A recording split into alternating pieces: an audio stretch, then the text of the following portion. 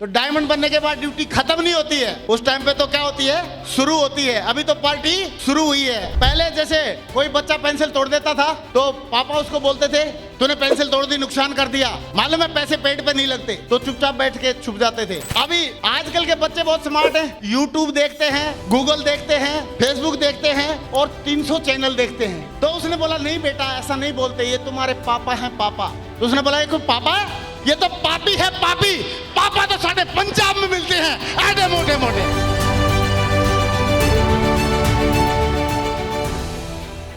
मर्द कौन होता है? तो पहले बोला जाता था कि मर्द वो होता है जिसकी मूछें होती हैं। तो किसी ने बोला मूछें तो चूहे को भी होती है, वो मर्द है क्या? तो बोला फिर मर्द कौन? उसने बोला जो मर्द होता है जो बच्चे पैदा करता है, बच्चे पालता है। तो बोला बच्चे तो कुत्ता भी पालता है। तो फिर पूछा कि बताओ मर्द कौन होता है? तो इस सिस्टम में आने के बाद मुझे मर्द की परिभाषा समझ में आई।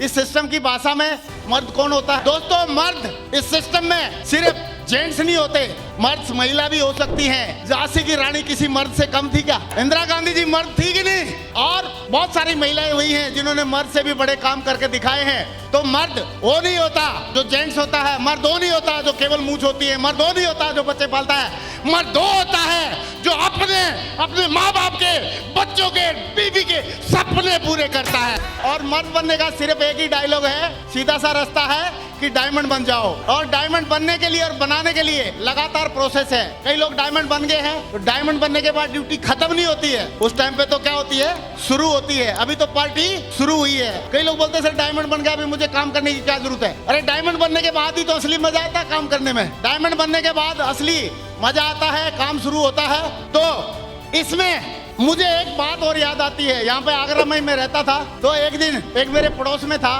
बंदा, और वो भी नौकरी कर रहा था मेरे की तरह ही। तो उसकी बीवी ने बुलाया, बोला सुनते हो जी? बोला हाँ बताओ। महीने की 27 तारीख थी, और 27 तारीख को उस बंदे को बुला के उसको बीवी ने बोला ये पकड़ो 200 रुपए और बाजार से थोड़ा सब्जी ले आओ। तो बंदे ने 200 रुपए डाले, ऐसे स्कूटर को स्टार्ट किया। जैसे स्कूटर स्टार्ट हुआ था आवाज तो करता ही था। इतनी देर में उसका बच्चा खेल रहा था 6-7 साल का, वो भी दौड़ के आ गया। बोला पापा 80 भी चलेंगे बाजार में। तो बोला ठीक है बेटे, वो भी बैठ लिया लपक के। तो बच्चा पीछे बैठा हुआ है और उसने स्कूटर स्टार्ट करके चला। तो जैसे ही रोड पे पहुंचा तो उसने तेल वाली सुई देखी। तो तेल वाली सुई एक डायलॉग बोल रही थी, त्राही माम, मतलब जल्दी पेट्रोल पंप पर ले जा, अदरवाइज कभी भी खड़ी हो जाऊंगी। पेट्रोल पंप पे लेके गया, वहां पे उसने 50 रुपए का तेल डलवाया। अभी कितने बच गए? 150 रुपए लेके और मंडी में गया, बाजार में गया, और मंडी में 150 रुपए की सब्जी लेते समय टाइम लगेगा क्या? वो तो सब्जी वाला ठग से बोलता था 160 हो गए। बोला यार 150 ले तू, 10 रुपए उससे छुड़वा के, और ऐसे करके वो थैली लेके जैसे ही चला तो पीछे जो बच्चा था उसने सोचा यार पापा के साथ आया हूँ मार्केट में, कुछ खा पी लेते हैं। तो उसने बोला पापा? बोला हाँ बेटे।